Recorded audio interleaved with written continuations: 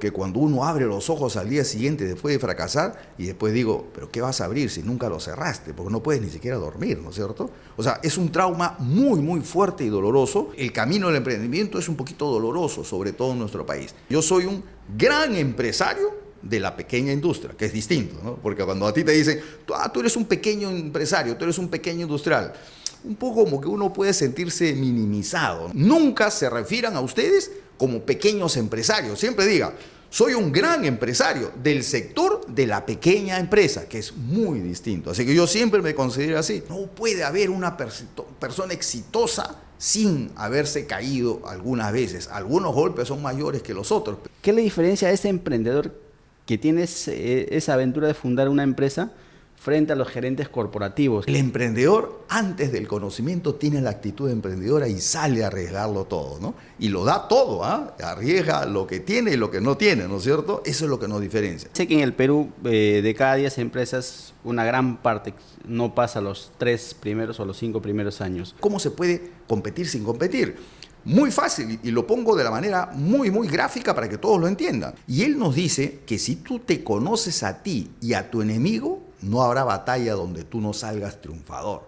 Pero si solamente te conoces a ti o solamente a tu enemigo, tienes el 50% de ganar. ¿Y qué tan importante es el contexto de ese niño o de ese joven que hoy está en el colegio que tenga un contexto adecuado, por ejemplo? Qué buena pregunta, mira, nunca me la han hecho. Y me has hecho pensar muchas cosas porque ha habido un flashback inmediatamente en mi mente y me ha regresado a mi época infantil, a la época de joven, de niño, de universidad, de colegio, de barrio. Yo estoy tratando de encontrar algún nexo con el mundo empresarial y mi papá y mi mamá y mis amigos y no encuentro a nadie. Entonces la pregunta es, ¿el medio te condiciona? Yo tendría que decir no. Bienvenido a este primer episodio de nuestro podcast Foco Empresarial. Hoy día tenemos nada más y nada menos que a Jesús Salazar Nishi, presidente del directorio de Ecoplas, también ha sido expresidente de la Sociedad Nacional de Industrias, y para nosotros comenzar con este nivel de invitados es un lujo. Ingeniero, bienvenido a este podcast, el primer podcast que grabamos para el segmento ejecutivo del país.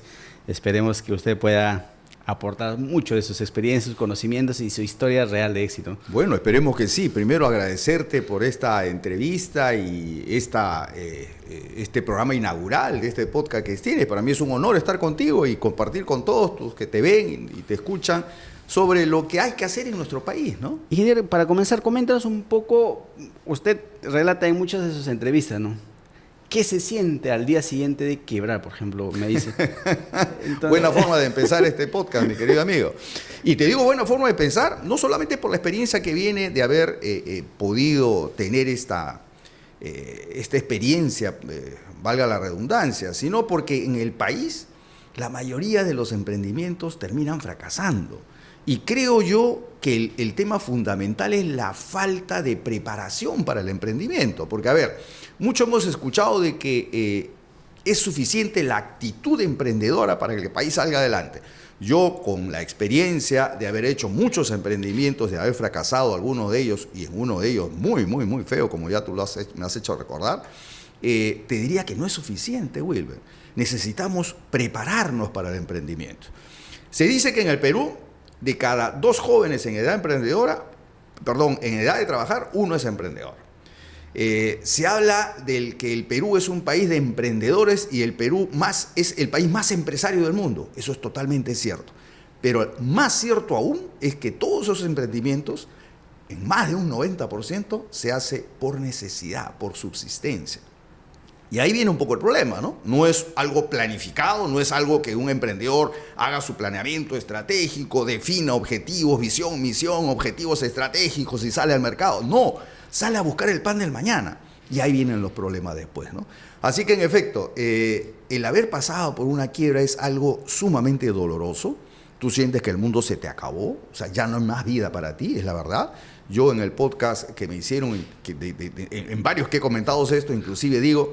Porque cuando uno abre los ojos al día siguiente después de fracasar y después digo, pero ¿qué vas a abrir si nunca lo cerraste? Porque no puedes ni siquiera dormir, ¿no es cierto? O sea, es un trauma muy, muy fuerte y doloroso porque pierdes no solo la empresa, porque la empresa es un tema, podría circunscribirse al lado físico, ¿no? Pierdes equipos, pierdes maquinarias, pierdes infraestructura, pierdes tu movilidad, pierdes tu casa, o sea, pierdes muchas cosas materiales, pero sobre todo quedas muy golpeado anímicamente y sientes que el mundo, como te digo, se te acabó para ti, ¿no? Así que es un momento muy difícil, pero ahí viene de lo que se habla de la resiliencia del emprendedor peruano. El emprendedor realmente es muy, muy resiliente, entendiéndose la resiliencia como las ganas y la voluntad de resurgir después de un gran fracaso, ¿no? Y creo que eso es algo que podría representar a la mayoría de los emprendedores en el Perú, ¿no? Se dice que en el Perú, de cada 10 empresas, una gran parte no pasa los 3 primeros o los 5 primeros años. Usted hablaba, por ejemplo, de buscar la ventaja competitiva. ¿Qué tan importante es tener una compañía que tenga una ventaja competitiva? Porque usted dice, ¿no?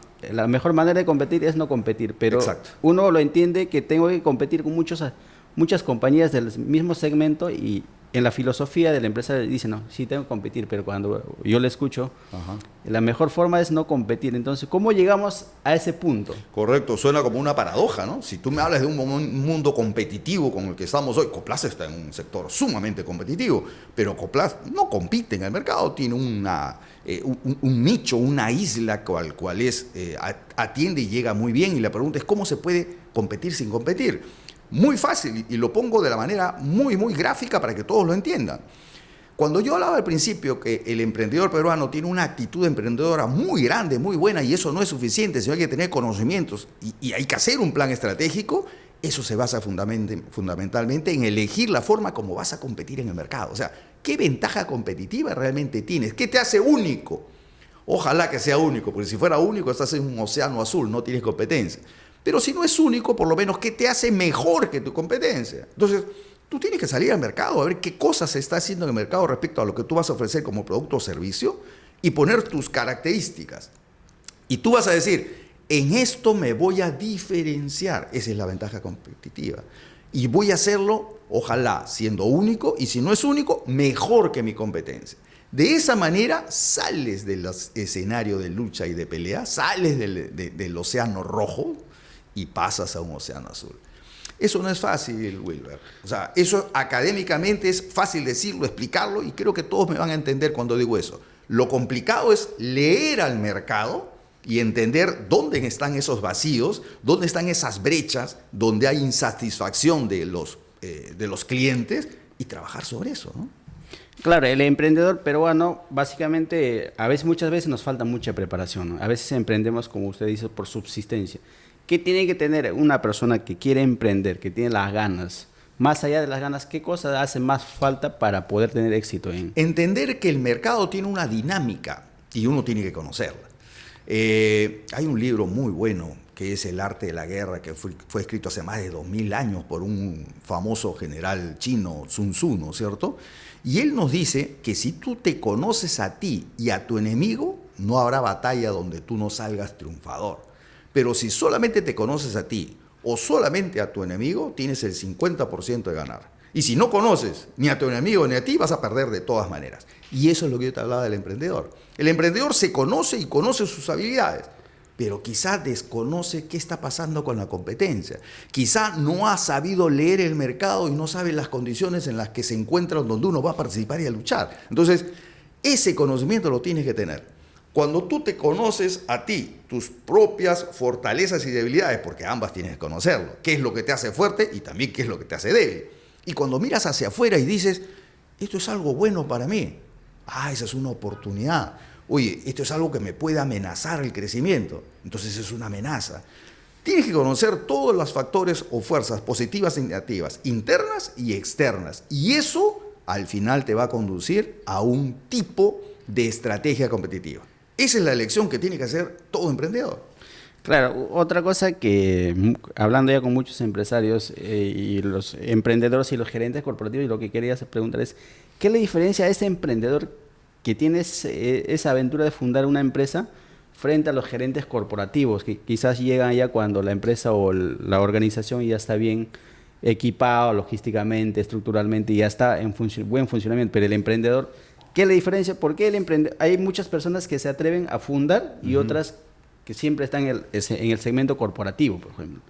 Yo te voy a decir, bien, o sea, te En voy su a caso explicar de usted, desde ¿no? mi experiencia, ¿no? Claro, Yo en soy su un caso usted. emprendedor, yo he sido gerente general, he sido gerente de ventas, he sido gerente operativo, o sea, he hecho todas las funciones, porque así empieza el emprendedor, ¿no es cierto? No es que uno, a ver, algunos creerán que Coplas Industrial siempre fue una empresa industrial grande, ¿no? Corporativa, como lo es ahora. No, no, Coplas Industrial fue una pequeña industria.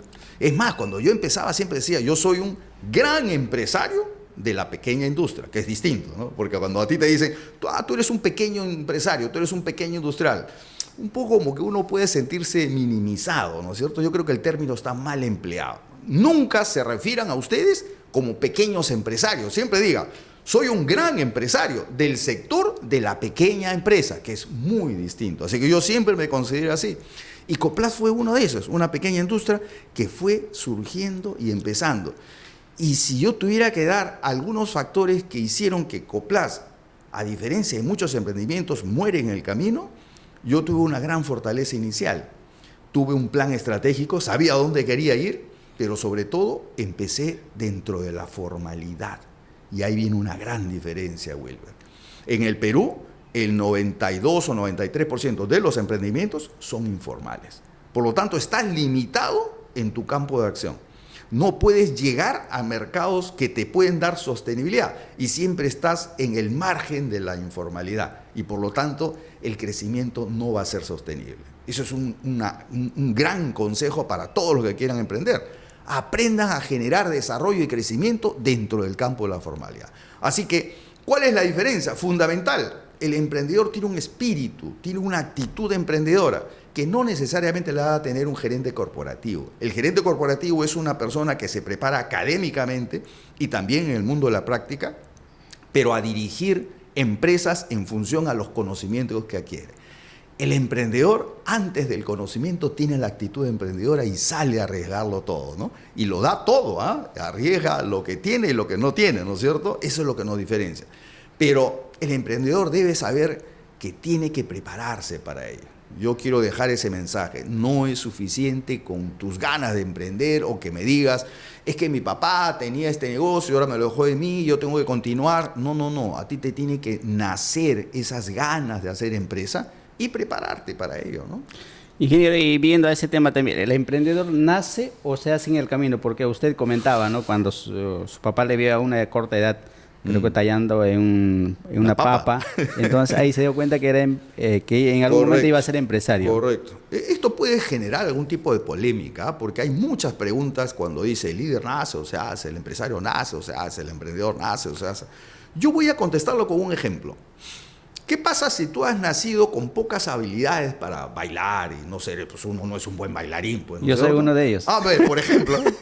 Ok, ¿qué pasa si tú dices, oye, te voy a poner en la mejor academia de baile? ¿Ah? Entonces te llevan, te hacen ensayar todos los días. Vas a aprender a bailar, sin duda. Vas a tener algunos movimientos graciosos y no vas a quedar mal y un papelón en una fiesta. Es de repente. Pero de ahí a que te conviertas en el campeón mundial de baile, no lo sé, ¿no? Entonces, con esto, ¿qué quiero decirte? Yo sí creo que el tema del emprendimiento es una vena que nace contigo.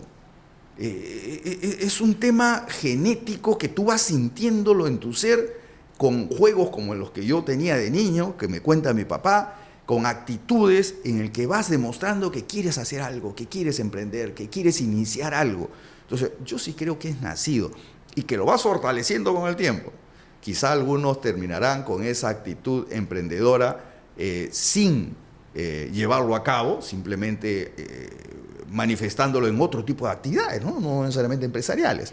Pero creo que tiene mucho de nacido.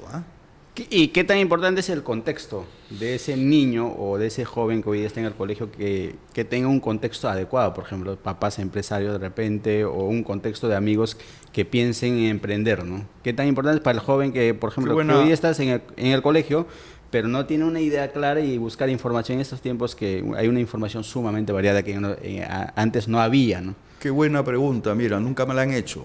Y me has hecho pensar muchas cosas porque ha habido un flashback inmediatamente en mi mente y me ha regresado a mi época infantil, a la época de joven, de niño, de universidad, de colegio, de barrio.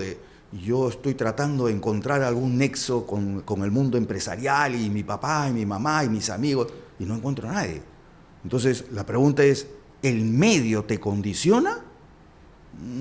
Yo tendría que decir no, porque yo no tengo padres empresarios. De alguna manera emprendedores sí, porque cada uno tuvo que luchar en la vida para encontrar un camino sostenible y poder darme educación a mí, a mis hermanos, ¿no es cierto? Pero empresarios no. Yo recuerdo haber estado en la universidad, por ejemplo, y estudiando con amigos que tenían sus papás empresarios. Yo decía, pucha, qué fácil, ¿no? Ya, pues, tu papá es empresario, tú vas a seguir. Yo no, yo tengo que buscármela. Entonces, el entorno no te condiciona si es que tú tienes esa vena, eso nato, eso nacido en ti que te hace sentir que necesitas buscar el emprendimiento. Yo creo que más bien, si no tienes las condiciones o los medios y eres un emprendedor, busca la forma de hacerlo. Me pasó a mí, con golpes, con fracasos, con todo, pero al final fui persistente y continué, ¿no? Ya que hablamos de fracasos, ingeniero, usted ha tenido un fracaso muy grande que lo recuerda siempre y siempre dice, no, ¿qué no debe hacer un empresario para no fracasar? Por ejemplo, mucho se habla del éxito, ¿no? Exacto. Yo no podría, Wilber, tratar de hacer un manual, una guía para el buen empresario, para el éxito. Eso, la verdad, el que te diga eso, te está vendiendo humo, porque no es cierto, no hay un manual, pues. Si hubiera un manual para el éxito, en el mundo habrían puros empresarios, puros exitosos, ¿no es cierto? Porque basta con leer el manual y ya está. No es cierto. Pero yo sí te puedo decir algo lo que no debes hacer. Y de alguna manera lo he venido diciendo desde que inició la entrevista. No debes iniciar algo si no te queda clara la lectura de dónde te estás metiendo. Nuevamente, el emprendedor tiene la actitud y las ganas. Y si no tiene el conocimiento y no ha estudiado, no ha visto la realidad del mercado, no te hablo de ir a una universidad, no te hablo de hacer una maestría, un MBA, no. Te hablo de conocer la realidad. Y estudiar significa salir al mercado, visitar tu competencia, pasarte por cliente, pasarte como proveedor, no sé, y estudiar tu mercado. Y tú dices, me estoy metiendo a un sitio donde veo que todavía no conozco bien. Entonces, hay cosas en las que no debería meterme. Lo otro, orden. Tú tienes tu orden, sabes cómo vas a hacer el emprendimiento. El emprendedor, ¿qué te dice? Ya tengo el capital, ya junté lo que necesito para emprender, mañana emprendo. Como si el capital fuera todo el requisito para hacer un emprendimiento. Mentira, señores. El capital es importante, por supuesto, sin capital no vas a hacer nada. Pero eso es una de las condiciones. Lo otro es, ya conoces el mercado, lo otro es, ya tienes un plan mínimo para saber a quién vas a vender, cómo vas a vender, qué precio vas a poner, cuánto vas a ganar, cómo vas a hacer cuando te empiecen a tocar la puerta, porque esa es otra cosa.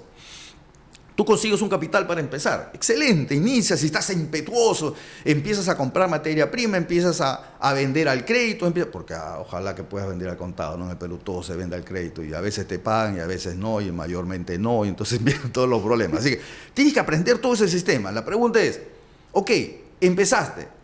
A los 15, 20, 30 días empiezan a llamarte por teléfono los bancos, ya se está venciendo tu letra, ya se está venciendo tu pagaré, tu proveedor de materia prima te dice, oye, yo te di crédito por 30 días, ya van 45, ¿qué pasa? Tú le dices, no, es que mi cliente todavía no me paga y empieza todo el problema. ¿Eso cómo se llama? Flujo de caja. Emprendedor, ¿ya sabes lo que es un flujo de caja? ¿Tiene predictibilidad tu flujo de caja? ¿Sabes cómo manejarlo? ¿Qué va a pasar si tu cliente no te paga mañana? ¿Podrías subsistir o quiebras? A mí me pasó eso.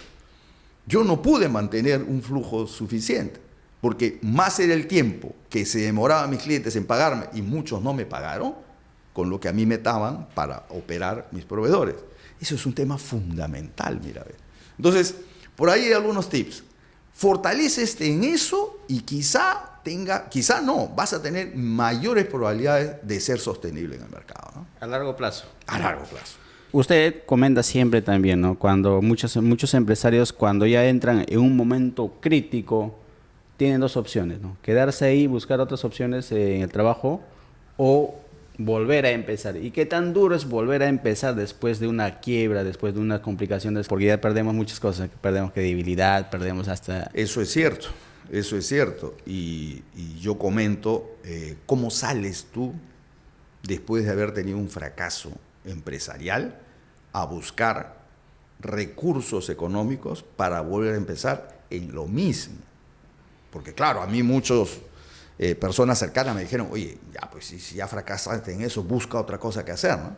Pero, pero a ver, ponte a pensar tú, Wilber. Si tú has ganado mucha experiencia, dura porque te tocó caerte, en algo, en un sector en el que ya conoces, porque te tocó conocerlo y aprender de la peor forma, fracasando, ¿por qué no vuelves a intentar? O sea, ya es un terreno que conoces, ya son proveedores que conoces, ya son clientes que conocen, ya sabes tus errores, ya sabes.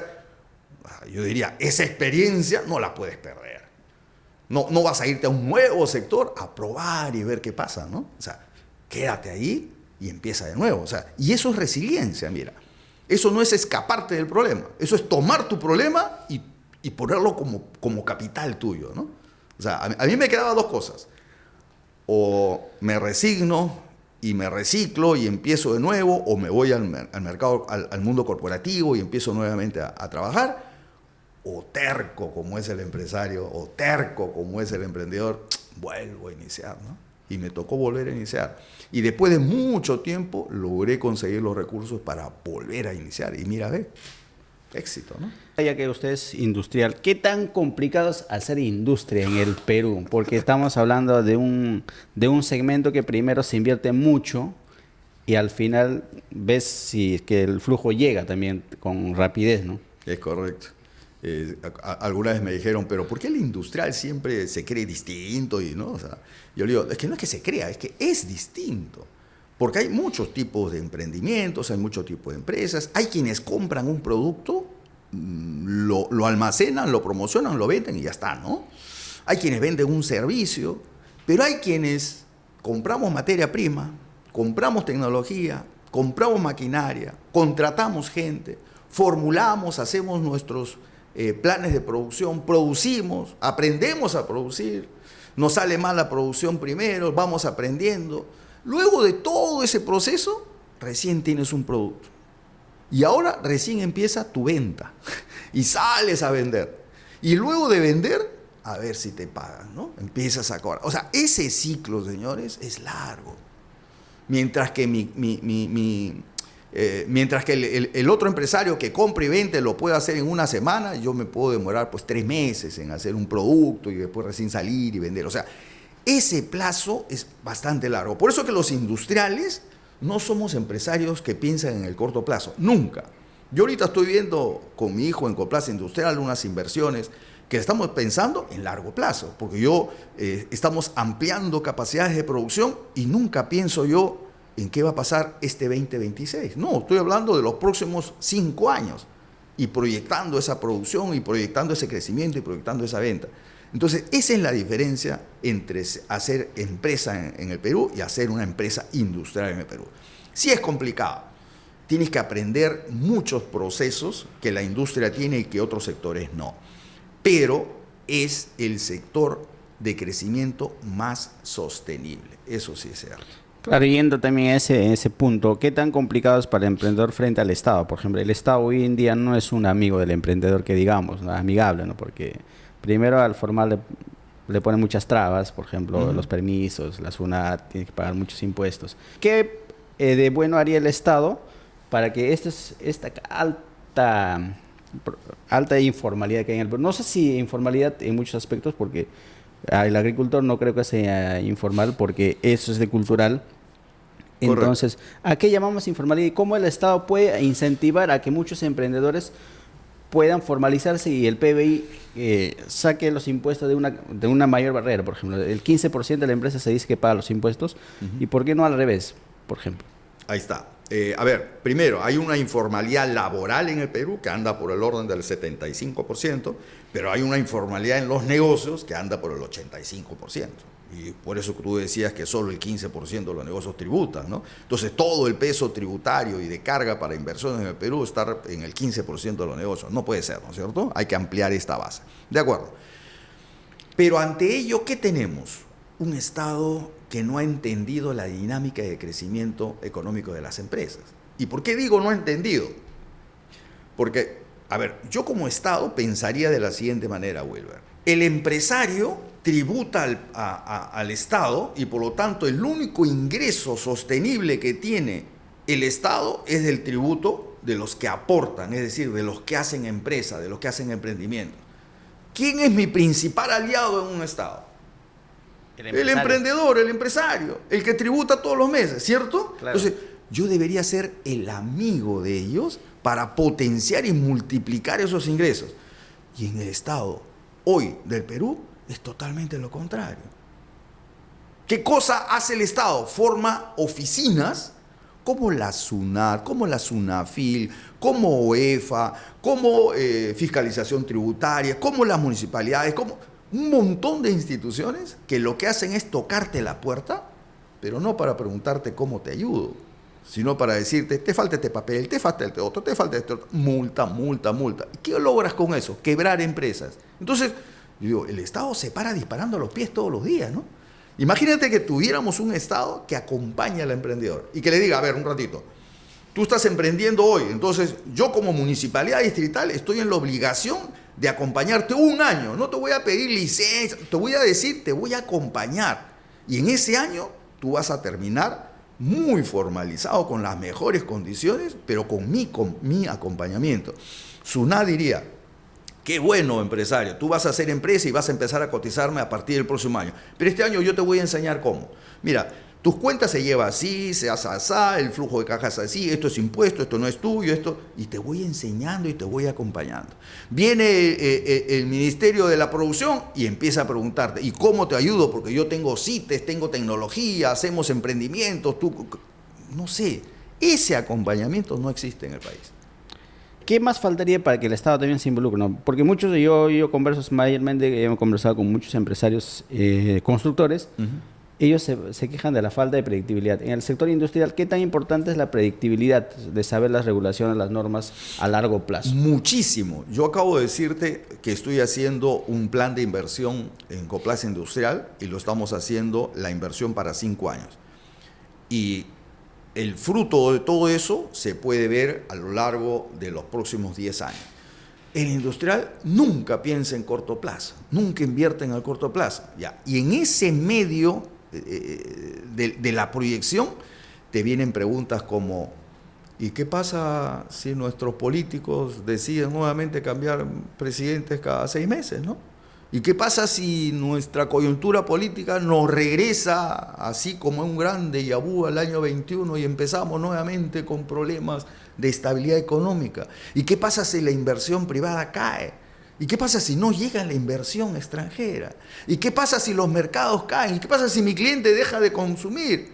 Yo vendo constructores, los constructores venden a obras públicas, las obras públicas se paralizan, viene la cadena y caemos todos. O sea, son cosas complicadas. Entonces, cuando tú me hablas de predictibilidad, es eso.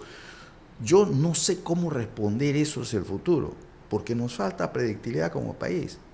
Entonces tú dirás, ¿y entonces por qué arriesgas, no? Porque de alguna manera yo soy un industrial peruano que se ha formado en este ambiente y en esta coyuntura.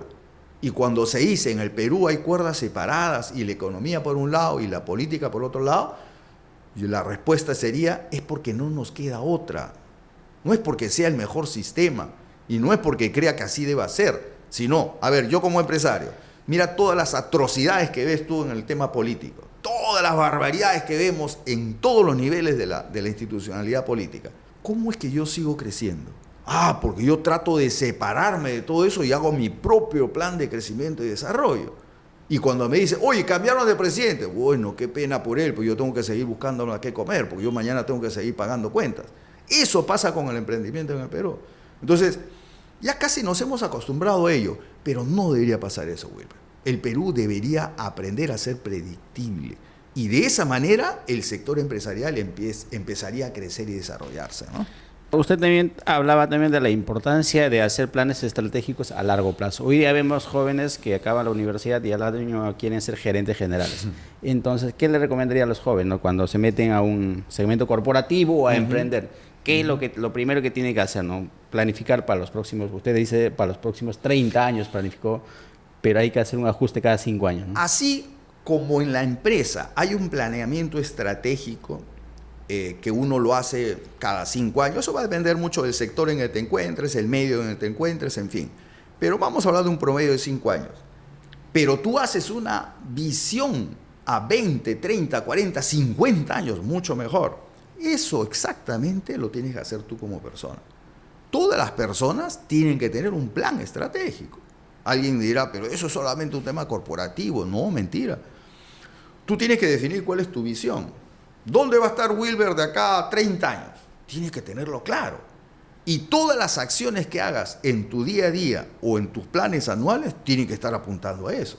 Cuando un joven me dice, se me ha presentado una oportunidad, me está llamando tal empresa, no sé si dejar esta, hacer la otra, estoy en una disyuntiva, digo, cuando alguien me cuenta eso, yo digo, a mí me queda claro que tú no sabes a dónde caminas.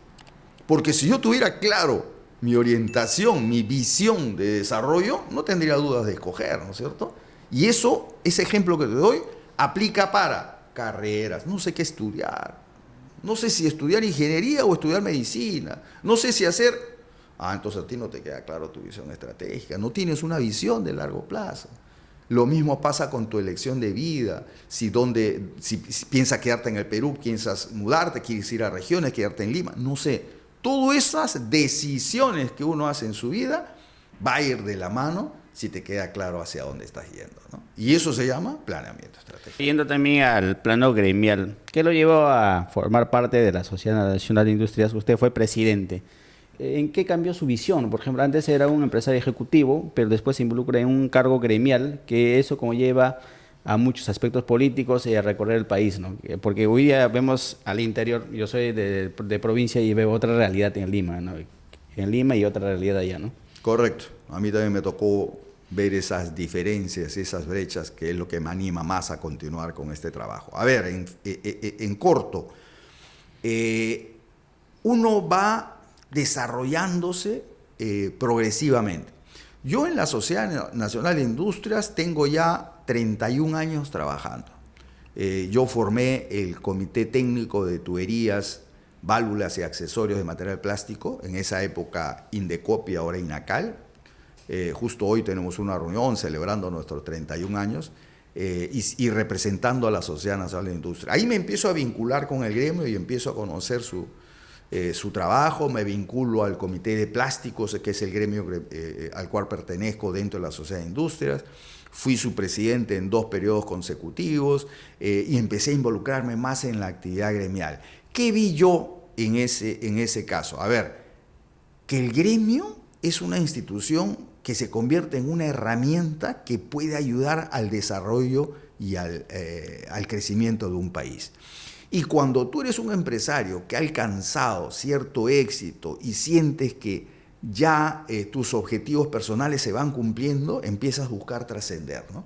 Y tú dices, bueno, ahora esto tengo que volcarlo a otra cosa. Ya no solamente en mí y en mi empresa y en mi familia, por supuesto, que así debería ser, y eso no se llama egoísmo, se llama simplemente ser cuerdo. O sea, tú no puedes ayudar a otros si primero no te has ayudado a ti, ¿no es cierto? Entonces, cuando tú sientes que tú estás yendo bien, tu empresa está yendo bien, tu familia está yendo bien, entonces tú dices, ahora eso tiene que trasladarse hacia el entorno, ¿no es cierto? Y el gremio es una buena posibilidad de hacer eso. Así que por eso me aboqué a la Sociedad de Industrias, trabajé y he trabajado muchos años, como te digo, 31 años ya, y nada, y ahora continúo esa misma labor de buscar trascender y hacer algo por mi país a través del Instituto de Desarrollo Industrial Sostenible, ¿no? ¿Qué más puede hacer el empresariado en favor del país, por ejemplo, ¿no? Usted que ha visto, que ha recorrido, ¿hay algo más que los empresarios puedan aportar más allá de las contribuciones de los impuestos o otros aspectos? Muchísimo. Muchos años el empresario creyó que pagar sus impuestos era la única obligación que tenía con el Estado y con su país. Hoy les puedo decir con toda honestidad que fue un error histórico, porque eso es totalmente falaz. El empresario forma parte de un sistema y de una comunidad viva que todos los días necesita desarrollarse.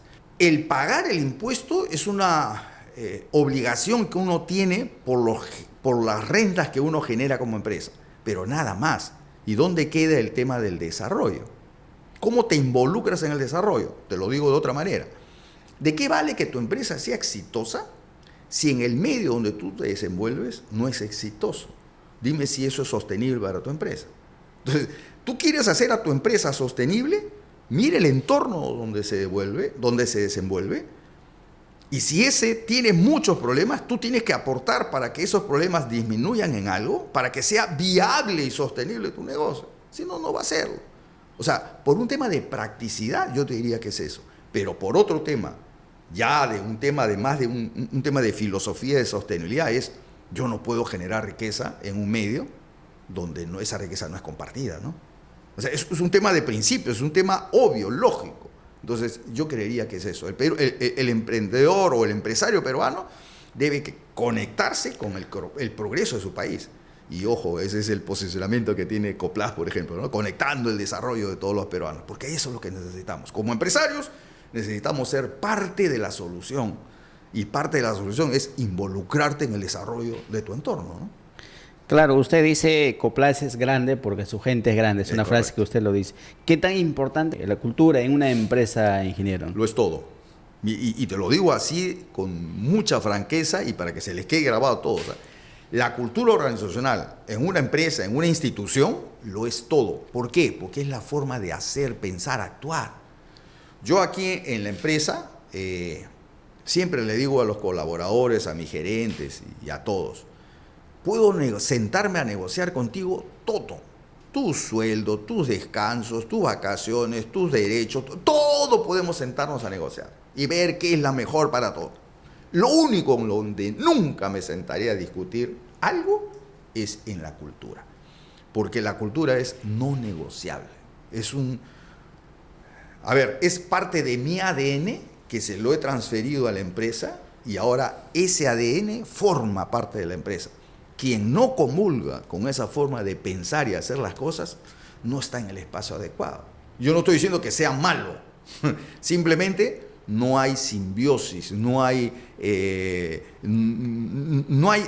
cómo conectar esas dos formas de trabajar, ¿no? Entonces, eso es fundamental. Pero ahora te lanzo una pregunta y trata de tú ver y llevarlo a la realidad de nuestras empresas. Todas las empresas en nuestro país o todos los emprendimientos piensan en una cultura o es la que traen de casa y la implementan inmediatamente o hemos creado una cultura empresarial que le dé soporte al crecimiento. Yo creo que viene de casa muchas veces la cultura, ¿no? Pero ¿cómo es el proceso, por ejemplo, de que los colaboradores puedan sentir esa pasión que tiene el empresario, por ejemplo, impregnar de esa cultura y adaptarse? Me encantaría que se lo preguntes a uno de mis colaboradores, a cualquiera, ya sea gerente, jefe, asistente, a cualquiera. Y te podría responder algo así, no sé, voy a tratar de responder por ellos. Porque yo veo la actitud y cómo trabajan desde el más alto cargo en la institución. Si yo hablo de cultura, si hablo de no negociables, si hablo de respetar la cultura, y yo soy el primero en infringirla, ¿quién me va a creer? ¿Cómo genero y creo esa confianza? Entonces, ahí viene, la cultura siempre, Wilber, va de arriba para abajo, siempre. Cuando alguien dice, no, voy a cambiar la cultura, hay que empezar a cambiar a los colaboradores, hay que cambiar acá ya, no, mentira, así no cambia la cultura. La cultura la cambias desde la cabeza. La cabeza es quien debe dar demostración y fe de lo que tú sientes. Entonces, cuando a mí los colaboradores me ven en la empresa, me ven con la misma actitud, con el mismo mensaje, el mismo discurso. O sea, tú tienes que ser coherente, ¿no? Tu forma de vida tiene que ser coherente con tu discurso y con tu filosofía, porque uno declara en la organización su visión, misión, valores, ¿no es cierto? Y ahí si tú no los cumples, ¿de qué estás hablando, no? ¿Y cómo elaborar esa visión? Muchas empresas tienen su visión, ¿no? Su misión y su visión, pero ¿cómo llegar a ese punto de tener una visión adecuada pensando en los colaboradores, pensando en el ecosistema? A ver, yo podría respondértelo de dos maneras, de forma práctica o de forma académica. Si es académica, tendría que hablarte de lo que es la estrategia corporativa, la estrategia de negocio, la estrategia funcional, los 3 niveles de la estrategia, cada uno que representa y cómo se sitúa dentro de la filosofía estratégica, que es la piedra angular del desarrollo estratégico de una organización. No sé si alguien me entendió, pero esa es la base de la creación de la visión, misión, valores. Pero de manera práctica, yo podría decirte, la visión no es otra cosa que el punto de llegada y el reflejo tuyo hacia 30, 40, 50 años. ¿Dónde quieres estar? Esa sería la visión. Por lo tanto, siempre la visión se redacta en futuro. O sea, yo quiero ser quiero estar en tal condición, quiero haber llegado a esto, quiero haber desarrollado esto, o sea, trazas el punto final, pero la visión no te dice cómo, la visión te dice a dónde quiero llegar. Entonces, ¿dónde está la diferencia de una buena y mala visión? A ver, ¿una visión tiene que ser soñadora? Sí. Tú no puedes ponerte una visión pues, de 2 años, ¿no? Pues una visión tiene que ser muy, muy alentadora, ¿no es cierto? Provocadora inclusive. Pero esa visión no puede escaparse de la realidad, ¿no? O sea, la visión no puede trasladarse a una alucinación, ¿no es cierto? No, son cosas totalmente distintas, ¿no? O sea, no alucines, visiona, ¿correcto? Y de ahí viene lo segundo. Ya, ¿y cómo lo hago? Ah, esa es la misión. Ah, entonces yo para alcanzar esa visión tengo que hacer X, Y, Z, tengo que estudiar, o para una empresa, mi ventaja competitiva, voy a trabajar en este sector, voy a hacer tal producto, voy a dar tal servicio, voy a dar tal facilidad que mi competencia no da, voy a dirigirme a tal nicho, ya desarrollo el cómo. Y lo redacto en presente, esa es la misión, ¿no? Claro, y entra también a la visión. ¿Cuál es su visión sobre el Perú? Usted habla de su libro del año 50.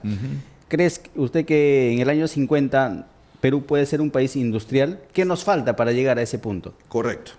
Yo sí creo en el futuro del país, creo en un país desarrollado, creo en un Perú en el primer mundo en el año 2050, pero pongo una sola condición, y esa es la que explico bien en el libro Perú País Sostenible.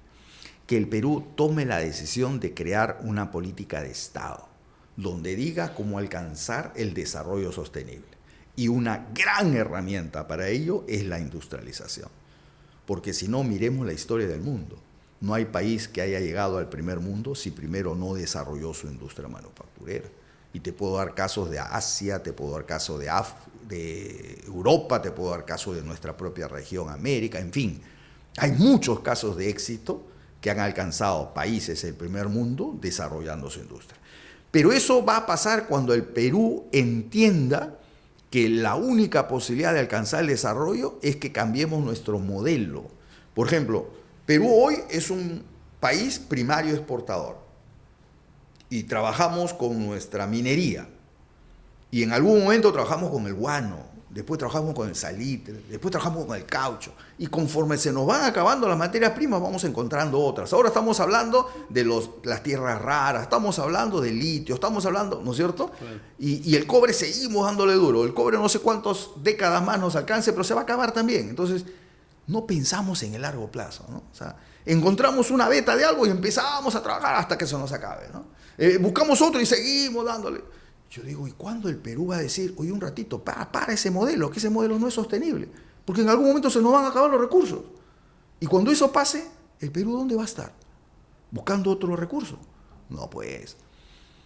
Haz que esos recursos que tienes hoy en tu país y que te están comprando en el mundo, desarrollarlo con mayor valor y empezar a exportar con valor agregado.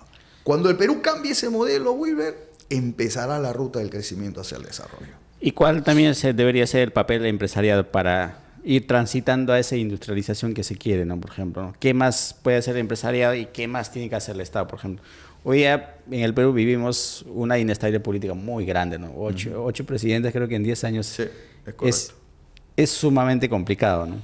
Más que complicado, es vergonzoso, porque eso dice de qué país somos, ¿no? Entonces, y te pongo un tema. A mí cuando me hablan del Congreso de la República, y que lo peor, y que este es el peor Congreso que tenemos, yo le digo, espérate al siguiente, porque seguro que el siguiente va a ser peor. O sea, no encuentro otra respuesta que dar. Pero cuando haces un análisis un poquito más profundo de eso, Wilber, tú te das cuenta que el Congreso no es otra cosa que la representación de la realidad peruana, ¿no? Claro, si no, empieza a mirar a tu entorno, empieza a mirar a tus vecinos, tus empresas, tus amigos, tus enemigos, todo, y vas a encontrar lo mismo del Congreso, pero ampliado. Entonces, ¿queremos cambiar el Congreso? Pues cambiemos a nuestra sociedad, porque nuestra sociedad está cambiando a lo mismo. ¿Qué pasó con las familias? ¿Qué pasó con los colegios? ¿Qué pasó con los valores?